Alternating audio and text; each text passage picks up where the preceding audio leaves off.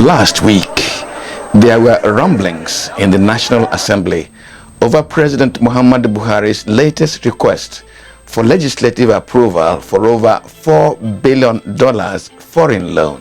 The National Assembly, which has a majority All Progressive Congress members, has begun feeling uncomfortable over the tendency by the Buhari-led federal government to resolve almost all of the nation's resource shortfalls by borrowing. Most modern governments borrow to meet financial obligations to the citizens. For instance, the United States, United Kingdom, and even Japan and Germany, which have some of the strongest economies in the world, all borrow at one point or another. For Nigeria to borrow to close its resource gap cannot therefore be ascribed to incompetent or profligate economic management. However, there is a query over Nigeria's borrowing policy. All the four nations of US, UK, Japan, and Germany have solid manufacturing and export bases, intellectual property sector, well-defined human capital capacity, effective taxation, and an accountable and corruption-intolerant governance. These conditions guarantee that whatever these countries borrow go into the projects for which they are meant, and the economy has the capacity to generate the resources to pay the loans.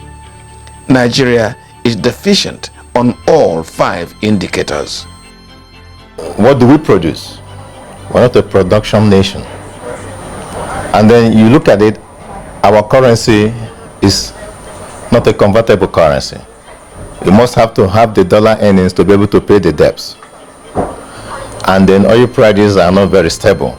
And that is only one sector economy, a rent economy. And then production is not going on. And importation is on the increase. So what will you absorb? And then you use ways and means to supplement even the budget processes, because the budgets are on deficit. The National Assembly approves this loan without due diligence.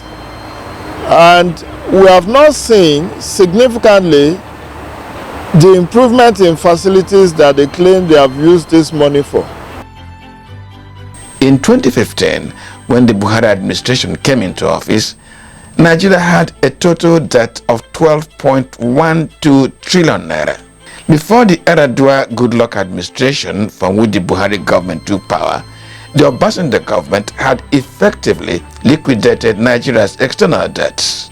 These two preceding administrations were conscious of Nigeria's resource-based manufacturing and export and law enforcement weaknesses that made them circumspect over borrowing unconscionably.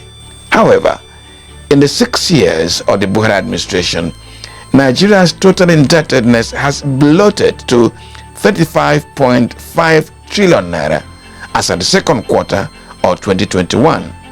And this is made up of 21.8 trillion naira domestic debt and 13.7 trillion external debt. Today, Nigeria uses 97.7% of its revenue for debt servicing. That is to say that in real terms, Nigeria has only 2.3% of its revenue to run its affairs. The nation seems therefore condemned to cycles of borrowing, including borrowing to service its debt. We are currently spending about 90% of our revenue to service debt. In 2021 budget, our debt servicing portfolio is almost 3 trillion. This is not sustainable. Countries with that kind of huge debt portfolio should be able to widen their revenue base to the extent that even the revenues can take care of the payment of the loans we have collected. The government has justified its request for more borrowing with the need to close infrastructure gap, need to cater for emerging development demands, and the challenge of insecurity. There are even those who argue that Nigeria has not borrowed enough. The United States of America, one country,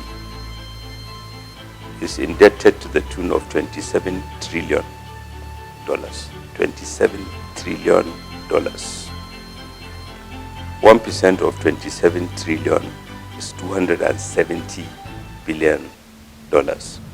Nigeria is indebted to the tune of about $89 billion, less than half of a percent. America has less than twice the population of Nigeria. So that tells you we are putting too little money. As I said to you earlier, we are trying to solve $1 trillion problem with $1 million, and it won't work. We need to change our mindset about borrowing. We need quantums of money vastly in excess of what we are investing now, and therefore we must go out there collectively, government, our intellectual assets, to tell the world that we need better and more equitable access to the world capital market. We are able to borrow or generate more funds and invest more, and we are able to pay for them. For the second time in as many months, the Signature Show has raised the fear of overborrowing, because Nigeria's history of indebtedness has shown a consistent trend of a lack of capacity to pay us and when due, because of a plethora of factors.